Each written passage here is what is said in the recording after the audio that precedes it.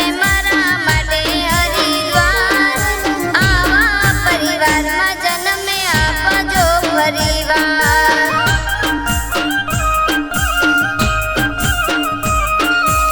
મારા મા બાપ છે સાચા ભગવાન. મારા મા બાપ છે સાચા ભગવાન.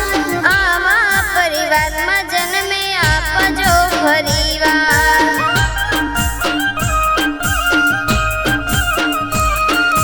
મા બાપનું સપનું ભણી ગણી પૂરું કરશું.